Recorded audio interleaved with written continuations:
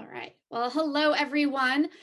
Today, we are going to be talking about how to correctly use automations for better customer experiences, or how to really, for customer experiences, for your own internal customer experiences or the external customers. So we really just want to bring some efficiencies and ease of use to all of our operations here. For those of you who don't know me, my name is Ashley. And I have over 10 years of experience with working in various types of businesses, helping them scale and streamline their customer relationship management and system protocols. And I am now the owner of Briggs Solutions for Business as a business consultant, working with businesses to help them with all of those awesome tasks, scaling, streamlining, standardizing, all those great things. Today, what I'd like us all to talk about is a recap of the last session that I did in this webinar series. So for those who were not here, we can quickly all get up to speed. So a recap of what is CRM. What are some of the areas that any of you either are or want to automate your business? We'll talk about some examples of automations, ways that you can bring those into your life. And then some things to keep in mind as you start to look into automations. There's a right way and a wrong way to do just about everything, and this is no exception. And therefore, what you don't want to do, we'll cover here. So a recap real quick, this we went over in our last session, and just to make sure we all have a basic foundation of what we're talking about here. So I'm coming at this from the standpoint of customer relationship management, which is a tool, strategy, or process that helps businesses better organize and access customer data. So that's the more systematic approach to this. But it's also this approach to compile information on customers across different channels and points of contact. And it really helps give customer-facing staff detailed information on customers' personal information, purchase history, buying preferences, and concerns. So we're really looking at how do we manage these relationships with our customers, and how can we bring in some automations to make that easier for us, easier for the customers, and saving time and money for the business, which is always a goal. That usually helps us increase our profits. We're going to quickly run through these again, just as a recap of what are some of the benefits of CRM, or customer relationship management. Centralizes databases. It can automate data entry. Well, sneak preview, we're probably coming back to that here in a little bit. It can include your prospect's full interaction history. So when you're working with someone, you know how much or how little they've interacted with all the different aspects of your business prior. They track your sales interactions. They let you know when you should be following up with that customer if you haven't talked with them in a while. They facilitate really efficient communication within or across teams, so you're not repeating the same things over and over unnecessarily. They can help you do some forecasting for your business modeling. They are nice to scale with your company. A lot of the systems start small and then grow over time with you, so you're not buying something that really doesn't fit you today just because you might want it tomorrow. You can pick and choose what you want as you go along, and really it just gives you your time back because of all of the information being centralized in one place. You don't have to look over through 5 different systems. It's all one place. You can search for what you're looking for, and it's all right there. So these 4 that are checked off are really some of the areas that we're going to be talking about today. And they were highlighted in the last session as well, because these can really start to add up and save you time every week within your business. And a lot of the ways that it saves you time is because these are some great areas that we can bring in some automations to our businesses, but it's certainly not the only options. But automating data entry, following up with customers, facilitating that communication between teams, and that all leads up to giving us our time back. So these are some topics that we're going to be covering here in a bit. And these are some tools here that really help us with all of this. And so we're going to fly through this one here. The original CRM, the Rolodex, where we kept all of our customers' information, we'd flip through that. And then we moved into the Excel spreadsheet. And this is definitely already can bring in some automations into things. If you are someone who's talented with macros in Excel, or if you use like an Access database, this is very similar. There were some improvements there. And then, of course, we move into our email, and I'm sure many of us have used filters or some automations in our own emails to help with that. So we're probably already doing some of this. And now today, I'm hoping that we can take this a step further so you can provide even more efficiencies to you, your staff, and your customers. So this is one place I'd like to stop and bring in some of this interaction. Like I said at the beginning, this will be a more interactive webinar here. And in order to make this as beneficial for all of you who are here on the live session, I'd really like to give you the opportunity to bring up some topics of areas of your business that you would potentially like to automate, or you already are automating, so that we can cover those here together. I can go. So my husband and I own a small automotive shop, and we don't take any appointments other than over the phone. And I think nowadays everybody is holding on to their phone and scheduling things. So I would like to bring him into this new world.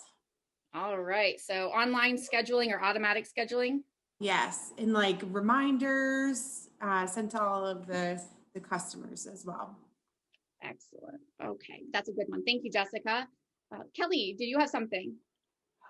Yeah. So one of the things, I don't know if CRM is right for this or not. This might be outside of it, but all of my diverse data, I'd like it all in one place so that I could see reports like, you know, what people in my, just for example, what people in my email list are really paying attention to.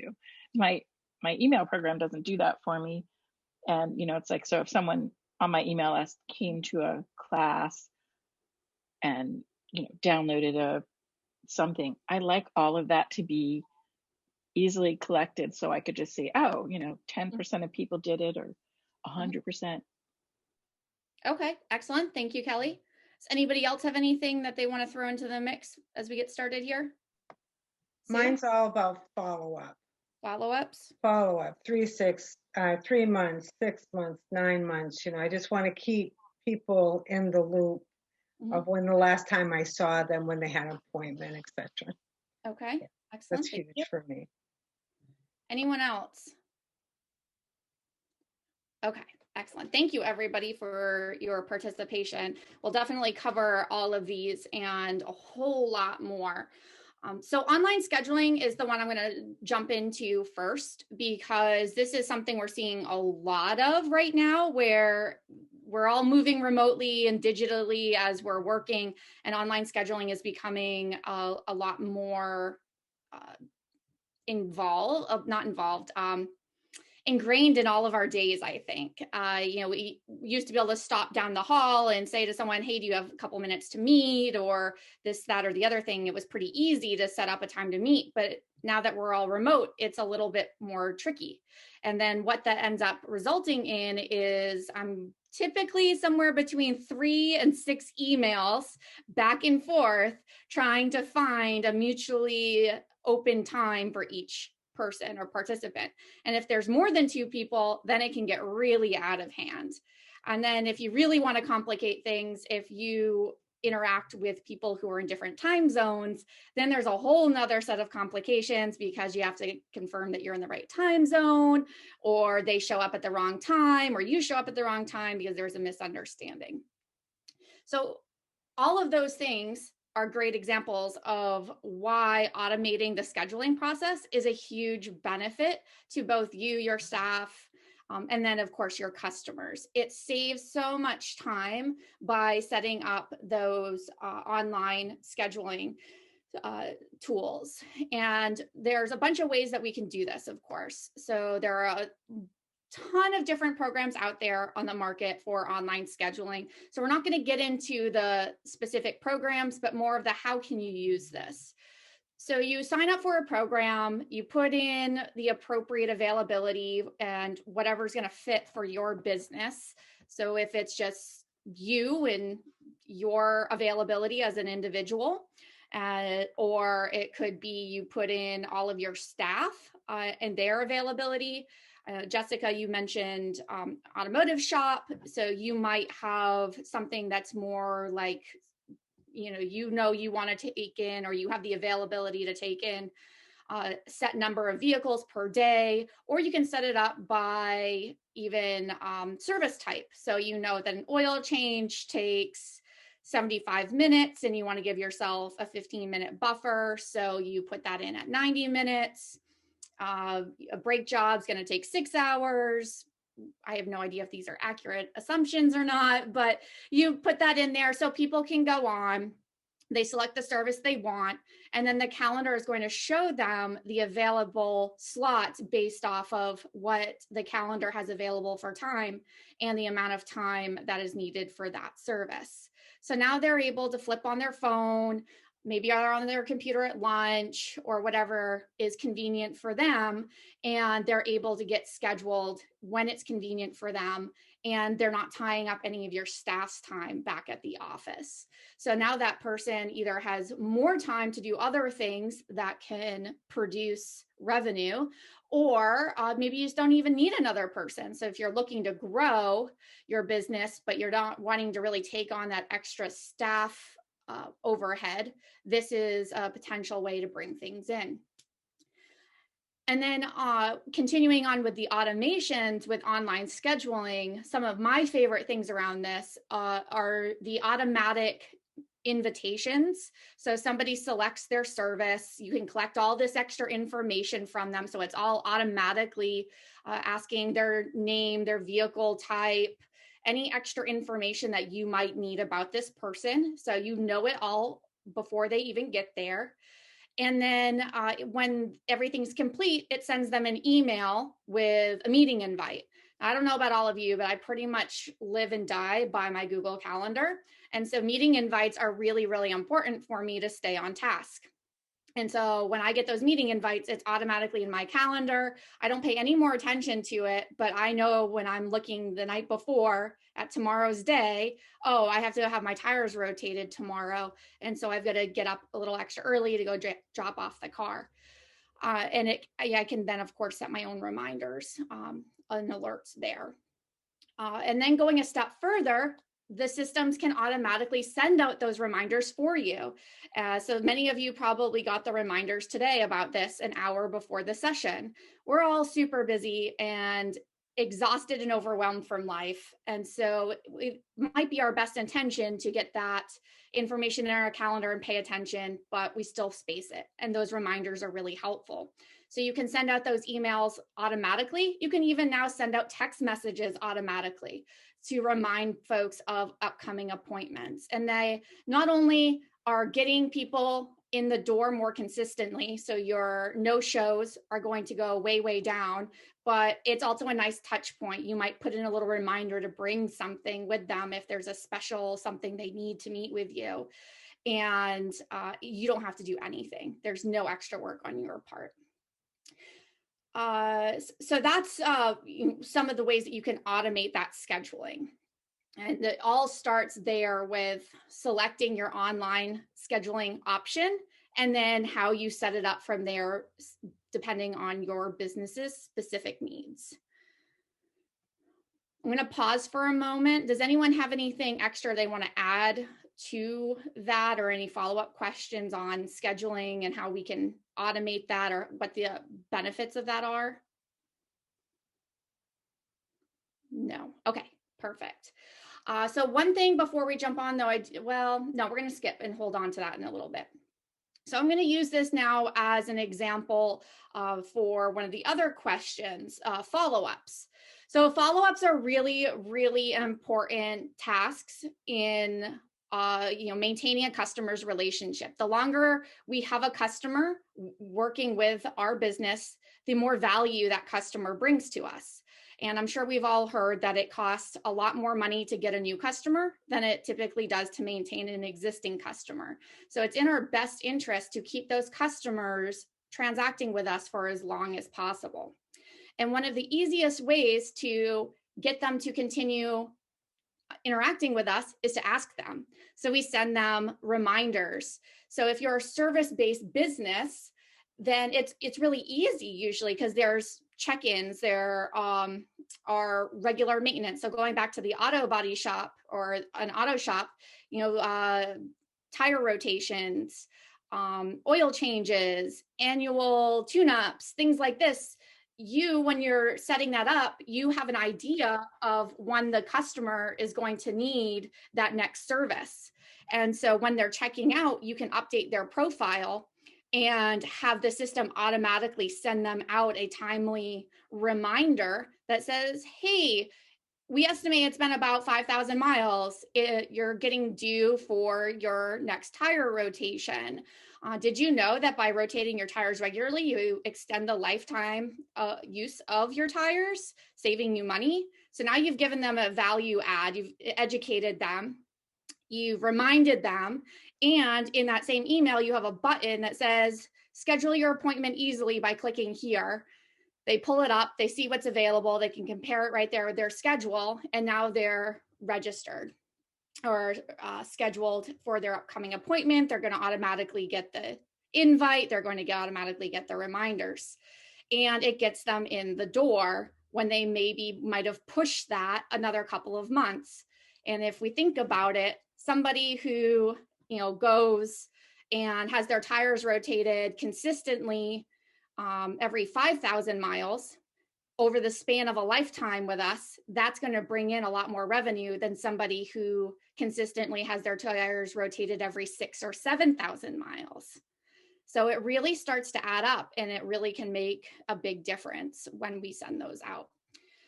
Now, there are other ways that we can automate follow-ups as well. So if anybody here works with customers who are more service responsive oriented, so meaning you might work in a service center, people reach out to you because they're having a problem. That's how they engage with your company. And a lot of businesses, people I've talked with think, well, I've talked with them, they've reached out to me, so that's good. But they had a problem, so yeah, okay, whatever. But if we're not hearing from them, everything's fine. So that's good. Everything's fine because we're not hearing from them, and we're just going to let that ride. Well, I would challenge and say the ones that you're not hearing from at all, and presuming that things are working, those are some of your riskiest areas to lose your customers, because you don't really know how happy they are. How many of us have been unhappy with something and have not bothered to go the extra distance with following up and improving that situation? So something that's really great when you have some different systems in place is you can automate task reminders. So you can set up an automatic report that notifies you maybe once a month or whatever the appropriate frequency is for you, to send you a report that says, these are all my customers who have not interacted with my business in 3 months. And that way you can look through them. Hopefully it's not a gigantic number, or you can have your account managers parse it out and figure out who's going to attend to what. And then you go through and decide how you're going to reach out to them. And then maybe you have some pre-programmed emails, whether they're in templates or some other means that you can send them to engage with them. How are things going? Have you seen this new feature release? Did you know that we did this? Or have you read our latest newsletter that highlighted this very specific thing that they might like? So it's a nice way to re-engage and make sure that you are staying top of mind with them, so that when they do need your service, they remember that it's you and that you pay attention and reach out to them. And they're not going to just, see whatever name comes up first, or when they're driving down the road, whatever one reminds them at that point, because they had a visual cue to keep going. And you can automate all of that for sure, these follow-ups in a lot of different ways. The whole point is, though, that you can absolutely automate these follow-ups, and they're very, very helpful and important. One other thing too is, that was a note here about following up based off of a trigger, but you can also pre-schedule follow-ups based on an original trigger. So maybe, like Sue, you had mentioned, I want to check in with people at 3, 6, and 9 months. I happen to know a little bit about what Sue's business does and know that a lot of her customers, it works on an annual rotation in a lot of ways. And so for her, it would make sense to pre-schedule out that 3, 6, and 9 month check-in, and probably in some standardized ways. So she meets with them once, and then she can have it scheduled out that from that first meeting, in 3 months, it's going to send this type of follow-up. In 6 months, it's going to send this other follow-up. And then in 9 months, it's going to send this third follow-up. And then the cycle repeats itself when they come back to that annual check-in, so to speak. So that's another way that you can automate things. You pre-schedule it out, and you can have your system set up to do that. Or it could be, like I said earlier, on a reporting type of thing, or it could be off of any other number of triggers. So thinking of triggers here, this is a great opportunity to automate some tasks. So what about when people send in a contact request? Somebody reaches out, they have a question about something, and maybe you want to offer some responsive information. You want to let them know that the message has been received, somebody's looking at it, but maybe you don't have the ability, the staffing at that moment to really get right back to it. Well, you can set up some automations to respond to that inquiry or message, whatever it might be, with follow-up information. Hi, so-and-so, thank you so much for reaching out about, you can have it even customized to, seem very specific to what they're reaching out about. Just wanted to let you know we received your message, and we typically will get back to all messages within whatever time frame. So they've received something, so they know now that has been received, and they now have an expectation set for them on when they'll hear back from you. And that does a couple of really great things for you. One is it's going to reduce the likelihood that somebody's going to reach out to you again about it because they weren't sure if somebody got it or not. All of our expectations are so different about what timeliness is. I know I interact with different businesses, and they'll send me an email, and I'll get back to them 6 or 7 hours later. And they'll say, oh my gosh, thank you so much for your timeliness and your responsiveness. And I'm like, oh my gosh, I was so busy today. And for me, that was not responsive. Responsiveness for me is an hour.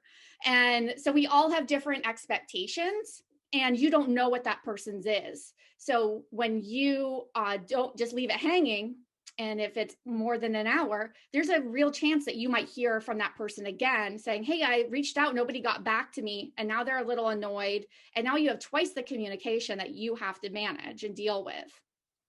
So it lets them know it's been received, and it sets that expectation of when they will likely hear back from you. So now they're like, oh, okay, I got this. And people really just want to feel heard. That makes customers so happy. They just want to feel heard.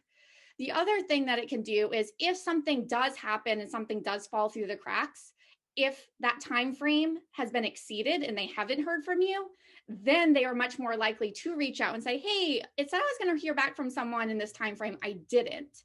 And now that's a trigger to whoever receives that email that should be an escalated response as well. Something special about this one.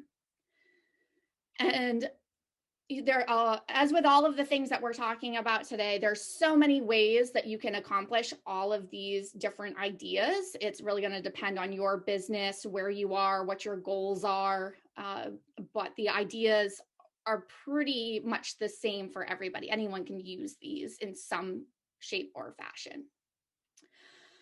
I mentioned earlier the idea, this is another automation that's a nice time saver. and this one's more of like an internal customer win, I believe, is using templates or text expanders as automations. If you have a business or business interactions that are somewhat repetitive, even if it's customized each email that you're sending out, but it's mostly the nuts and bolts of it are the same, you can set up templates, or you can use a text expander so that you key in the code and it just puts all the basic information in there, and then you spend that time customizing it. So that's going to save you some time, and it's also going to help make sure that you're delivering the same and consistent level of service or interaction to all of your customers. And on the days where we're just slammed and busy and you're just typing the same thing over and over and over again to people, it's kind of like the game of telephone. I think sometimes the messages that go out at the beginning of the day, in theory, should be the same as the ones that go out at the end of the day, but the ones at the end of the day are slightly sloppier, maybe slightly less complete, or less detailed and things like that. Well, you can simplify that for everybody and somewhat automate that away. You could then go even a step further, though, and for interactions that are really cut and dry, black and white, it's always going to be the same, depending on what it is, you can have that standardized and you can automate it so that it does pull in personalized information so that it goes out. So sometimes people ask for applications. Oh, I'm so interested in this. How I'd like to apply. And if they click on a form, well, they get the form emailed back to them to fill out and complete. And it's just an automated response, depending on what the initial trigger was from your website, or something along that line. So that's another really nice one. Sales, if again, inquiries coming in, I've seen a lot of sales teams. So inquiries come in and then there's wasting time on, well, who's going to take it? Who's busy? Who's got this? Who's got that? And then the customer's just waiting for someone to get back to them. And what if that customer is really ready to go? They know what they want. They just needed to talk to somebody to sign on the dotted line. Well, now you're just wasting time and slowing that process down. You can have systems that automate who's getting that inquiry assigned to them. So it comes in, it goes on a round robin.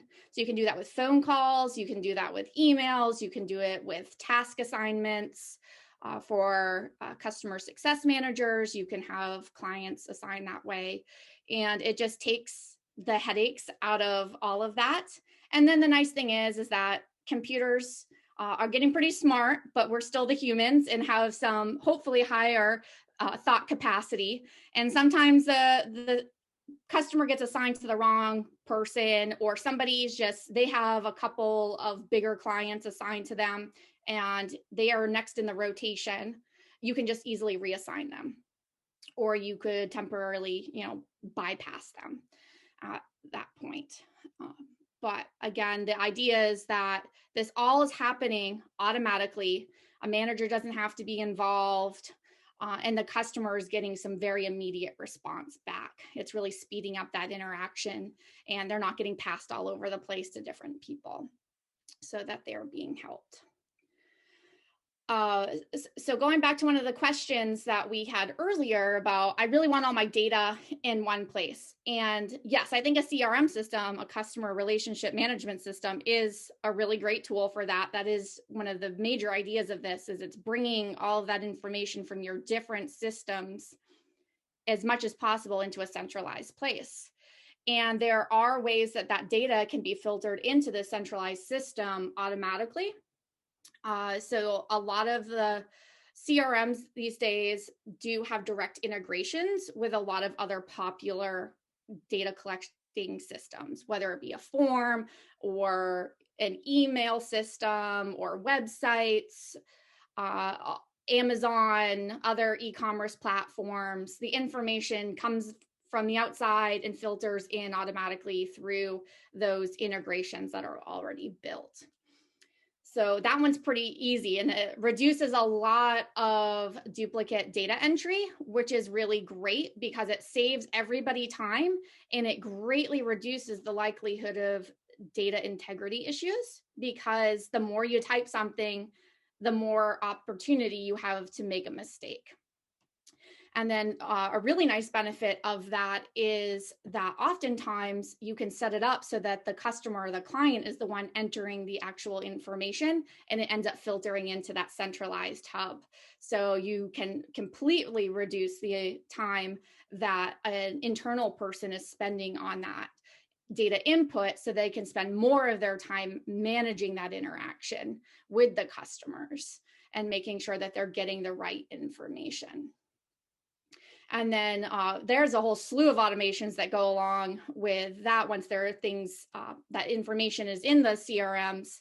Well, if they came in through this channel, then you can automate this marketing sequence over here. If they checked off this box, then we know they want that information and they get sent this on this kind of interval. Email marketing automations we could do several hours worth of conversation on that, but that can all be managed there as well. So again, I'm going to pause just a little bit here. Does anybody have any follow-up questions about anything that we've talked about, or jumping off points from there, or something else has come to mind? Well, could we automate this somehow? Yes, Lucas. Yeah, just going back to the online scheduling links that we were talking about in the beginning as well. Do you think it would be smart to include an online scheduling link in an automated email response, like when a customer does that first contact with the company and they could receive an automated response with an online scheduling system included? Thank you. Yes, I think that's a great opportunity. And this is actually a really great segue to something else I wanted to talk about here. Actually, I'm going to skip over this one. So some things to consider when you're setting up automations is thinking about the end recipient's experience with it. And so like Lucas, mentioned here, you send out an email, you have an inquiry, and you get an automatic response back that says, "Thanks so much for your interest in our company. Here's my link to book a time." And there you go. Well, one, that's really handy, and I do love that. But two, it's really, really bland and generic. And it can make you feel not so awesome sometimes, especially when you're looking at something that's a high-end service or product or something like that. It's like, seriously, you couldn't do a little bit more? So when it comes to automating things, you can do a whole lot of things. But my thought is, I always like to pause a little bit and ask people to pause and say, what is this creating for an experience for the customer? And then, so going back to your thought here, Lucas, is, somebody said something in, can I send this automatic response and say, here's my link and book something? Yes, you absolutely can do it, but I would encourage you to try and make it as personalized as possible while still including those automations. There's language that you can use that is still generic, but much more warm and comforting with that. And I think that's one area that a lot of businesses and people get into some tricky waters when it comes to, you automate the humanity out of those interactions, and why being in virtual and digital environments gets a really bad rap, because we've stripped out all of that human connection. And while it's really easy to do, it's also really not that hard to keep those personal touches in there. You just have to think about it. So, Lucas? Yeah, I can completely see if somebody just sends you a yes or no question and you send them the booking link, they're probably going to be like, really? Do I have to do this? So, yeah, good point. Thank you. Yeah, thank you. That was a good question. And that actually is something I wanted to bring up. I don't know if any of you have ever received this in a more corporate setting, but you're talking with someone and there's a decision that a meeting has to be had.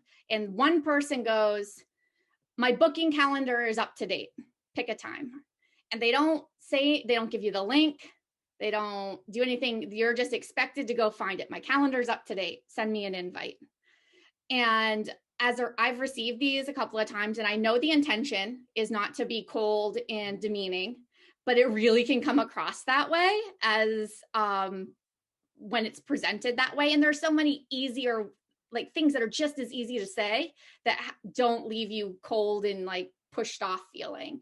And the funny thing is with those ones, oftentimes you go to schedule a meeting and you book something and you get a response back that was like, oh, sorry, I forgot I didn't block that time off.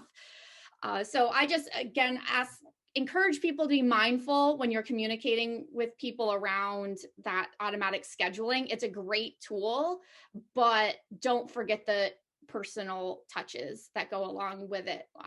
There's a time and a place for everything. You know, when you're doing an online scheduling online on a website, you as the customer, you know what you're going in for. That's what you're doing. If you're reaching out to someone in an email and looking to connect with them and they send you back a cold response that says, yeah, book on my calendar, that's not quite the experience they were probably going for. And it can diminish what you were actually looking to do. So just a thought there. I just want to go over a couple of other options for automation, just some ideas here for you. And then I want to spend a little bit of time here on some more of these things to consider. So a couple of things that are really nice that go the extra mile with your customers are birthday or milestone emails. Depending on whatever your line of business is and you're offering to your customers, noting special things can make their day. How many of us have received emails on or around our birthday from different businesses and you're like, oh, that's kind of hokey, but I really loved it because it was about my birthday and that's really nice. But if you are a little bit on the smaller side and less corporate, you actually probably do have the opportunity to personalize that even more than just that generic blasted email. But the thought is still there. It's nice. You've acknowledged them. And again, it's another touch point that you have with that customer to help remind them to keep you at top of mind recall when they're going to need your service again. And it didn't cost you any time, effort, or money usually. Maybe you don't want to just send an email though. Maybe you want to send an actual physical card or something. There are all kinds of services out there now that you can have custom made cards automatically sent out. So maybe it's a new client. You can have a thing that in your system, however it's set up to trigger when a new client comes on board and they hit a certain phase, it automatically emails the service that generates a nice card, maybe your logo, and it's handwritten. Thanks, Sally. So excited that you're going to be joining us. And then Sally receives that 3 days later and it's like, oh my gosh, these people took the time to handwrite me a note. And again, you didn't even have to do any of it. It just took care of itself. So those are really nice things. You can do that with product launches, maybe if it's some kind of annual or biannual service that they're getting, any big milestone that they had with you. Those are all really great things. So just you put it in the system and it automatically sends it out for you. And then last thing here is help site widgets. If you have anything of an offering that has common questions asked about it, I encourage you to take the time to document that somewhere and either put on a help site or an FAQ on your website or something along that line so that people can go and self-serve themselves automatically. And you can put widgets up. We see those chat bots everywhere on websites these days. Well, those are created to automatically answer people's questions. It's giving them information when they want it, in a format that they're looking for it, and it's instant. It's automatically giving them that information back. And it also collects data for you as the business person that you can then use to make different decisions down the line. Maybe they're all asking the same, 25% of your visitors are asking the same thing. Well, that's a pretty large amount. So maybe you want to update your website to include that information already so that they don't have to go and search for it. Your improving that experience, but you got that data pretty much automatically because that was something that they're able to self-serve and get the information about there. So you can do it in bits and steps, moving those things forward. But those widgets are really, really handy. So we're going to stop here and switch gears a little bit more to these things to consider. Automations are great. I love them. I have set up a lot of them over the years for various businesses that I've been in or that I've worked with in a consulting fashion. And I'm very happy to say that not all automations are worth the time and effort that go into creating them. And best laid plans are not always achieved in the end. So I like to put forward a bunch of questions for people as we're approaching a project like this. So one of those things is, what's the ROI on both your time and money to automate this? If you're only doing something once a day, a couple times a week, it might be good to automate it, but is it really necessary? And then, so what time are you getting back by automating that? And does it offset the time that's going to go into setting it up? And when you automate things, you do need to maintain them. You should check in on it every once in a while to make sure that the system has not broken, the thing that triggers it, and documenting all of the steps and everything. So is it really going to save you time, or is it just really cool? Because let's be honest, a lot of these automations are super cool. But really think about it and what's the cost that goes into it money-wise. And that's both going to be your time that you're putting into creating it and maintaining it, and paying for the service itself that does the automation. Who or what is this improving, and who is it improving it for? So, is this improving my day because I get annoyed because I'm sending the same information over and over and over again, and that's just boring and monotonous. So it's improving my quality of work here by doing that. Okay, that's good. But is it also going to improve my customer's experience? So thinking about it from different angles and going one step further with that, always really check into, make sure you're not improving it for yourself at the expense of someone else. If you're improving your experience, but it's making someone else's worse, then really think long and hard about what are the benefits of that and going back to that ROI. I worked with a client sometime in the last year, and they decided they were going to change up a lot of their operations to streamline some of their components, which made a lot of sense. And they were going to be able to automate some things, which again makes a lot of sense. But at the end of the day, the people at this organization who actually did the day-to-day work, they were going to have to do 3 times the amount of work that they had been doing before, just so that at the high level, they could say, well, we streamlined all our contracts. We went from 3 to 1. And while there were some automations that came in from a management standpoint, they were going to pay so much more in time and effort for those end employees. And those end employees, the end of their days were getting a lot harder and more stressful. And I didn't agree with it, but that wasn't mine to make. But there are things to really think about. Are you making this harder for your customer so it's easier for you? And that's the opposite, really, of what we should be doing. So that goes into, does this make anyone's job harder? Sometimes it's a fact of life. We have to, there's a 75% improvement for everybody and a 25% neutral or degrade over here. If the bulk of people, it's going to make things better. Sometimes we have to do these things, and it's not going to be a positive for everybody, but trying to at least be aware of that and thinking these processes through. I've definitely been a part of some things where we streamlined and automated a whole bunch of things over here, but it required somebody to change their process in a way that added like 3 more steps to them. And for us writing the processes, it didn't seem like a big deal. But when we sat down and talked with them about how it affected their day and their workflow, we understood while it didn't seem like a big deal for us, it really did for them and that line of staff. And we paused and went back to the drawing board and found something that was better for everybody and really kind of met all the needs. What does the upkeep look like? So like I said earlier, these things need to be maintained. Automations don't automatically just keep going forward.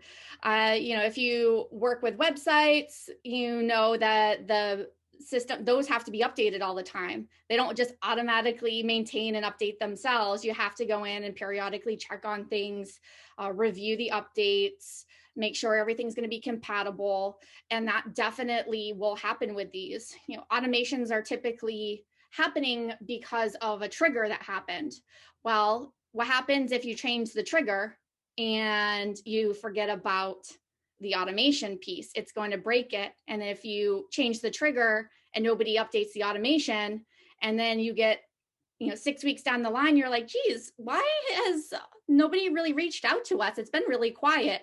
And then you go back to the manual process and find that you have 6 weeks worth of email that hasn't been touched because that automation broke.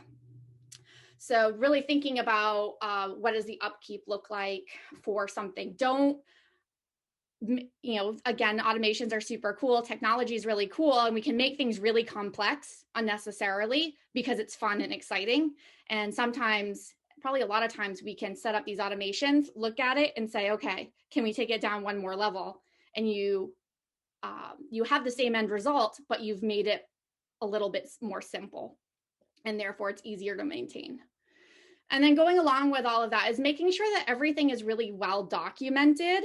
So when this happens, then this happens, then this happens, and this happens, and they're all tracked, and ideally it will link to wherever you go to edit all of that information.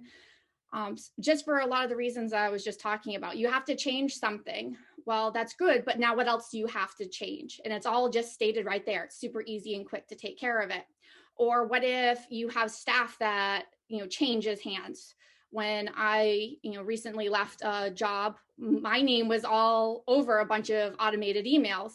And that was one of the things we had to go in and change when I got done, was change out my name, because that would have been really weird to send out an email welcoming people to something that I wasn't there to welcome them for anymore. Like, that's a bad automation because it's giving bad information there.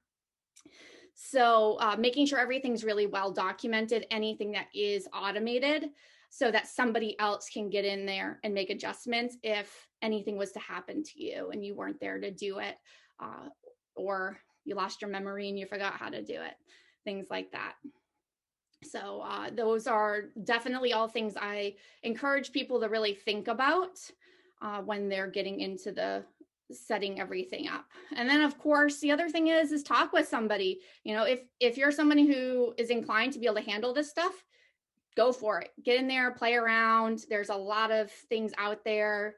But the other thing is if you're not really sure what to do and where to go, feel free to reach out to people who have done it before, colleagues, other business associates, or people like myself who this is what we do.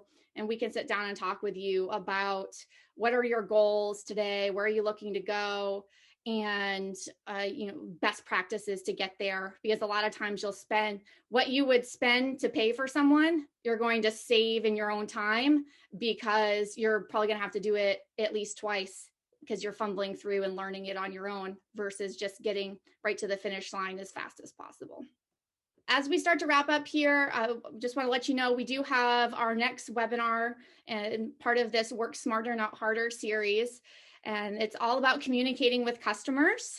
And is it just me, or did things change? So just like we were talking about earlier with that scheduling, communication is changing very quickly, especially when we're communicating with people in this digital and virtual space. How we communicate with someone when we are face-to-face is very different through an email or a chat or a webinar like this. And so we'll be talking about some best practices there and ways to make sure that you are providing positive, engaging, and enticing experiences for your customers with that communication and not the opposite, which is going to drive them away. Thank you so much for everybody coming today and participating. I really appreciate your questions and your ideas. I hope you've been able to take away some ideas about how automations can be utilized in your business, but also being aware that, you know, this was definitely just a surface level cover of this, because there are so many options. So this was really designed to get your wheels spinning around what is possible and hopefully get you thinking, so you start looking into some different things. But by no means is this the end all be all of what you can automate with your business and really work towards saving you time and money and really improving those customer experiences for your customers. And if you have any other questions, you can find me at my website, briggssolutionsforbusiness.com. And on Facebook and LinkedIn, we have a lot of great information that goes out on Facebook on a regular basis, tips and tricks for how to continue to grow and scale your business while maintaining your sanity and time.